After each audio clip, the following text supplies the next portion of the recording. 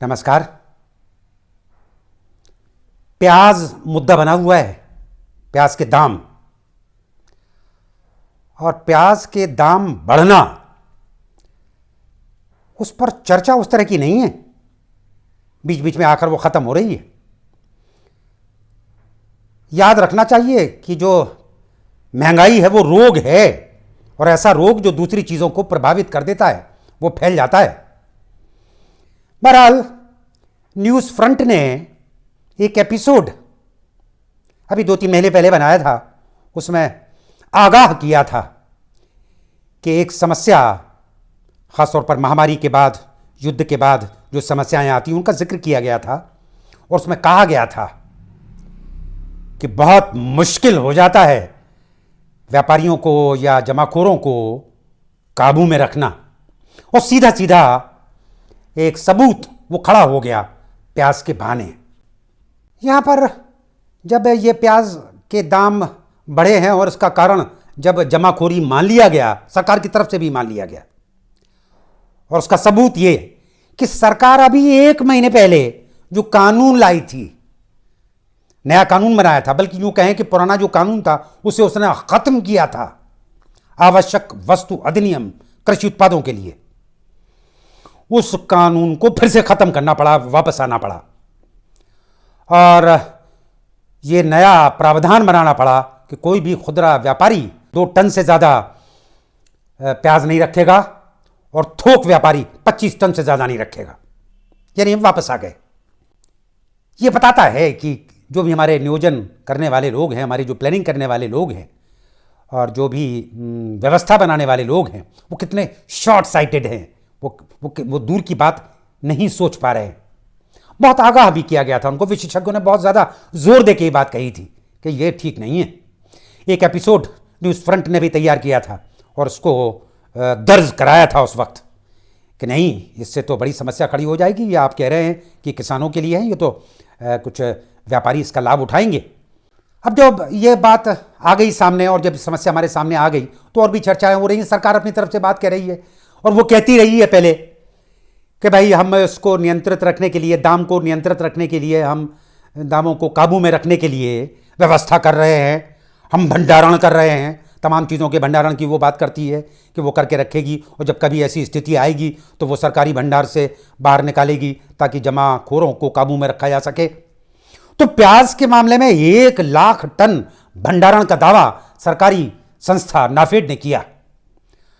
और बड़ी हैरत की बात है कि जब ये संकट सामने आया तब तक 75% प्याज नाफेड के गोदामों से जा चुका था, वो बाहर जा चुका था। सिर्फ 25% बचा है, 25% से भी कम बचा है जब हिसाब लगाया गया उसका।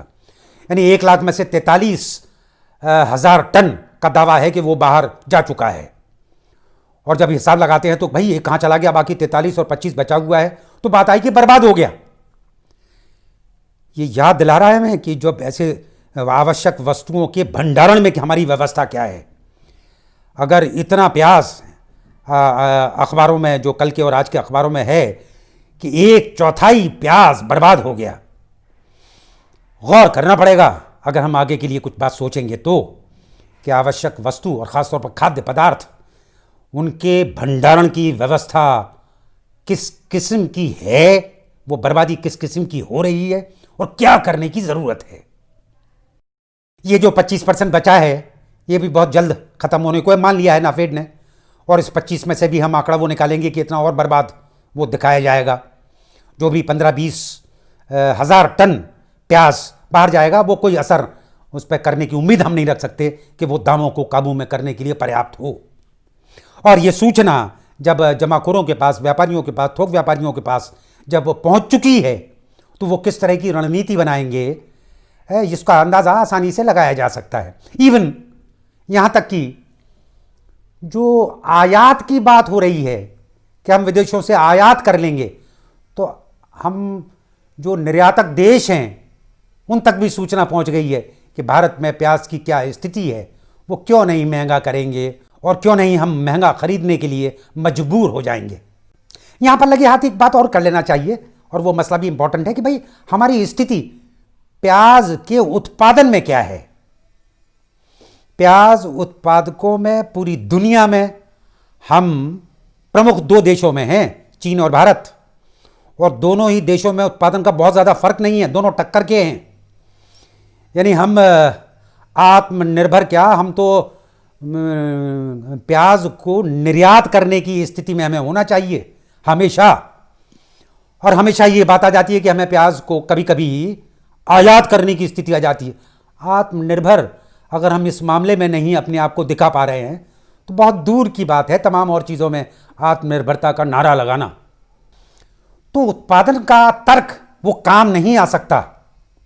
ले देकर हमें बात करना पड़ेगी, घूम फिर कर हमें बात करना पड़ेगी कि ये मसला मार्केटिंग का है, ये मसला व्यापार का है, ये मसला कृषि व्यापार के कानून का है, जमाखोरी बर्बादी का है।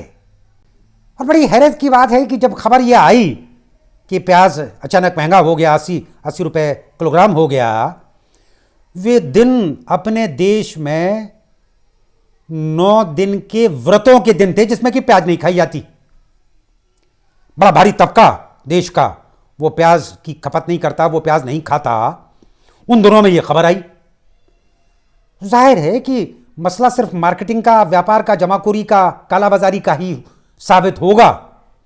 और सरकार के जितने भी दावे हैं, उसके जो वायदे हैं, वो सब उस निशाने पर आ गए हैं। हमें याद रखना चाहिए कि प्याज एक ऐसी वस्तु है, ऐसा कृषि उत्पाद है जो कि साल में 3 बार आता है। 2 बार मुख्य रूप से खरीफ और रबी दोनों फसलों में आता है। लगातार इसकी खेत से और रसोई तक इसकी सप्लाई रहती है। इसको बहुत ज़्यादा उनके सर ठीकरा नहीं फोड़ा जा सकता कि क्या करें भाई, एक ही बार ये पैदा होता है, हमें इसका भंडारण करना पड़ता है। वैसे ये बात सही है कि इसके भंडारण में बड़ी समस्या आती है, वो अलग मसला है भंडारण का, और उस तमाम कृषि उत्पादों में भंडारण का मसला है। बहरहाल प्याज के बहाने हमें कुल महंगाई, उसका आगा, उस पर नज़र रखना चाहिए। हमें अपनी व्यवस्था पर नज़र रखना चाहिए। हमें जितने भी दावे, जितने भी वायदे हैं, उनको ज़रा संभाल के करना चाहिए। जो भी कानून बनाने की बात हो या और कोई भी तरीके हों। धन्यवाद।